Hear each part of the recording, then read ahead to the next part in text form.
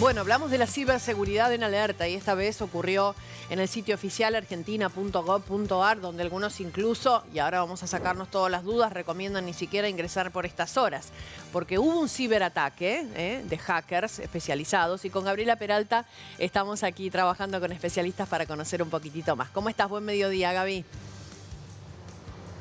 Buen mediodía para todos. El dato positivo es que en principio ya están funcionando normal estas páginas, es decir, se atravesó esta problemática y también, de acuerdo a lo que estuvimos hablando con Gustavo Pellicore, que se encuentra aquí conmigo justamente para brindarnos más información al respecto, el otro dato es que habría sido más un accionar de exposición de la facilidad con la que se puede acceder a estos sitios por parte de hackers que de una intencionalidad de generar un daño mayor. De todos modos, genera muchísima preocupación, más aún si pensamos en lo que representa la SUBE, donde hay cargados datos también de tipo económico por parte de los usuarios. Al respecto vamos a hablar con Gustavo. En principio, ¿nos preocupamos? Sí y no, digamos. Esta vez creo que no tanto. Sí hay que tener en cuenta lo que decías recién. La SUBE tiene datos económicos, pero esos datos, según estuvimos entendiendo, o según lo que estuvimos escuchando, no fueron vulnerados. O sea, a ver, yo miro el hackeo un poco y lo que entiendo es que fue algo más de demostrar de que se pudo hackear de nuevo, pero no se comprometieron los datos. Entonces, creería, o por lo que veo del hackeo, no fue algo tan grave, me parece, porque este tipo de hackeos, y si quieren un poco charlamos un poco de cómo funciona una página web carga datos de distintos lugares. Los datos de la base de datos propiamente dicho solamente son leídos por la página, no son modificados ni tienen capacidad de eso. Entonces quizás en este caso fue solamente un ataque superficial. Esperemos que sea así.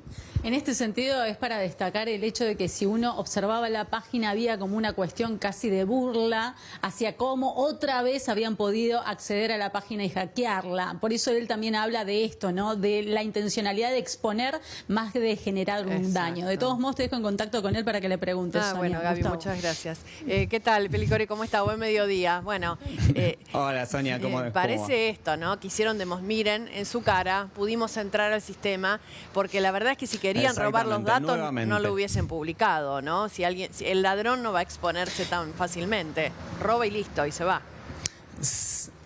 Claro, o sea, un poco pienso un poco eso, sobre todo por las diferentes notas que fui leyendo y por lo que pude investigar un poco, y es, a ver, si también las fuentes oficiales están aceptando este tipo de hackeo, me parece que quizás es porque no tuvo gravedad. Si realmente se hubiese hackeado y se hubiese roto toda una base de datos, primero no lo recuperas tan rápido y segundo estarías creo que un poco más preocupado. Entonces, bueno, como digo, esperemos que no se hayan vulnerado. Según las fuentes oficiales no se vulneraron los datos, así que bueno, mejor así. Lo que sí llama la atención de nuevo y es que dice que de nuevo vulneraron y sí, es la tercera o cuarta vez, más o menos 2 o 3 años que nos enteramos que vulneran la base de datos de estos organismos oficiales, digamos, ¿no? Sí, hay como unas inscripciones en inglés que aparecen allí. Dice nuevamente hackeado, ¿en serio? Bueno, saludos. Exactamente. ¿Eso es porque quieren aparentar ser de afuera, porque son de afuera? ¿Por qué estos mensajes en inglés? ¿Quieren despistar? No, vos sabés que lo veo, yo, o sea, un poco desde el rubro en el que yo me muevo, se mueve mucho en inglés, entonces parece mucho más algo como querer demostrar un poco de fuerza más que otra cosa, porque lo noto de esa manera, sobre todo por el dialecto que usan, o sea, me parece, lo veo bastante común, digamos, que en foros tanto de hackers o de informática, no es raro comunicarse de esa manera, entonces digo, bueno, esto quizás está como direccionado a alguien de ese medio, como queriendo decir, bueno, llegamos hasta acá. Pero bueno, igual, a ver, yo lo que veo es que lo que se hackeó es el front, o sea, la parte frontal de la página. Y como digo, una página no solamente carga datos en el frente, sino que va tomando datos de diferentes lugares. Claro. Y eso parecería que es lo que pasó en este caso.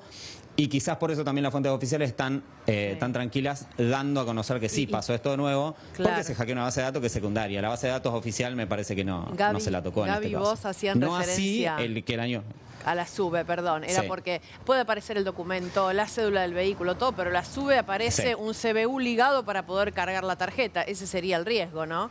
De que puedan llegar a nuestras cuentas bancarias. Claro. Exactamente.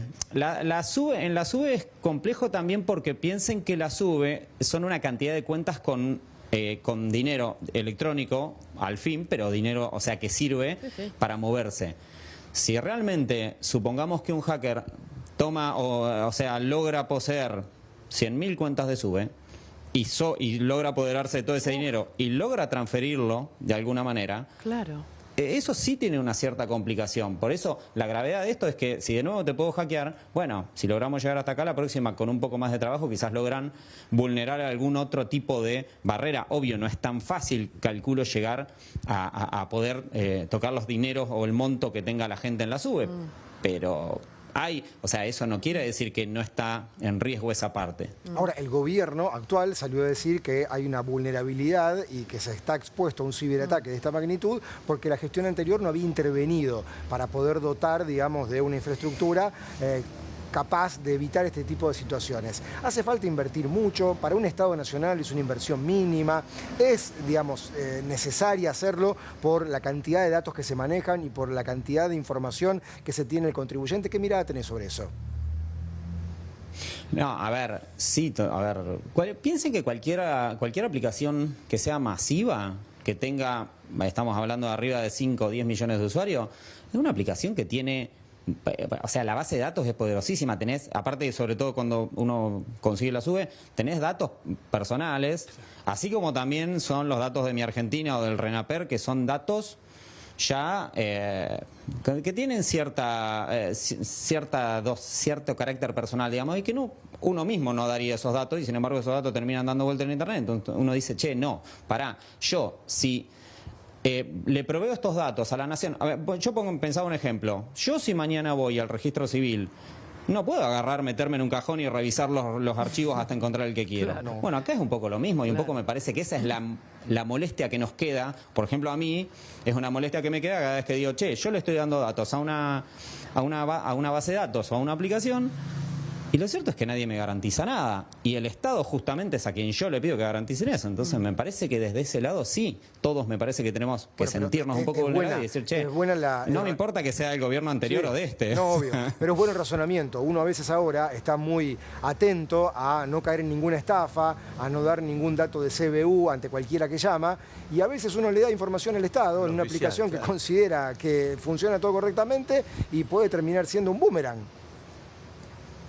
Totalmente. Es más, a ver, por eso te decía, el año pasado hubo un rumor de fuentes oficiales no lo aceptaron ni lo negaron, y era que el RENAPER había sido hackeado y la base de datos aparecía en la Deep Web para comprarla. No se sabe si era verdad o mentira, la verdad que yo no lo puedo comprobar, ni lo pude comprobar en ese momento, pero todo eso se escuchó. Y también se sabe que es la tercera o cuarta vez que hackean datos del RENAPER. Y entonces ahí digo, pará. Vuelvo a lo mismo de antes. Si yo no puedo entrar al registro civil y hacerme de los datos que quiero, tampoco quiero que, por más que sea de una manera electrónica, cualquiera pueda ingresar en mis datos. Y ahí es donde está el tema de decir, bueno, nosotros, los desarrolladores o las empresas que están atrás de esto, también estaría bueno que garanticen ciertas cosas en este sentido. Porque si no, medio que estamos un poco expuestos a que uno confía en la tecnología también para facilitar cosas o para acelerar muchas veces trámites, y terminamos en esta situación donde decís, che, pará, porque todo el mundo tiene o mi CBU, mi número de documento, o mi número de quit, o alguna otro, dato comprometedor, como por ejemplo es fecha de nacimiento, que esos sí son los datos que son más difíciles de conseguir. Sí. Y bueno, ahí. Ahora, en ese sentido, disculpen, les pregunto desde aquí a Gustavo, ¿no tendríamos que hablar entonces de una actualización permanente de estas páginas? Digo, es la única manera, porque también lo que sabemos todos es que de manera cibernética todo el tiempo se van actualizando los hackers. Entonces, ¿cuál sería el mecanismo? ¿O qué pasa en el resto del mundo en este sentido? No, a ver, primero y principal, la información de la ciudadanía tendría que ser lo más resguardado por una nación, al fin y al cabo. Porque es ese dato... Está claro, pero ¿de qué manera? Una cosa bien concreta, si el tiempo cambia y las poblaciones cambian, las actualizaciones tienen que cambiar. O sea, las aplicaciones tienen que cambiar y tienen que tener actualizaciones constantemente. Claro. Y eso es deber primero del organismo que controla esto, y segundo, de poder darle potestad a las empresas y que estas empresas tengan la capacidad de ir migrando estas aplicaciones. A veces te va a costar, lo vuelvo a decir, una aplicación que maneja 10 millones de usuarios, te va a salir carísimo mantener esa aplicación. Pero bueno, eso es un gasto que el Estado tiene que afrontar de alguna manera, me parece, que tiene que estar en los presupuestos, sobre todo en un Estado que hoy en día tiende a digitalizarse mucho más. Gaby, pregunto solamente esto desde usuario, mucho no podemos hacer más que mantener nuestro teléfono con las aplicaciones actualizadas, ¿no? Ponerla en la configuración que todo se actualice siempre. solo. Sí, totalmente. Sí, Bien. en ese sentido sí, porque calculo que ahora que se hizo público esto, sí va a salir algún tipo de actualización. Exacto. Y también todas las aplicaciones que tengan un wallet o una billetera virtual siempre tiendan a actualizarla. Perfecto. Es lo más seguro que podemos hacer. Cuando hay Bien. actualizaciones, actualizarlo lo antes posible. Permitir desde la configuración del celu que se actualicen permanentemente las aplicaciones para que ni pensemos. Eso ocurre solo sin que nos demos cuenta en un segundo plano. Bueno, gracias Gustavo y gracias Gaby también. Aprendemos todos los días un poquitito más sobre el uso de estas herramientas.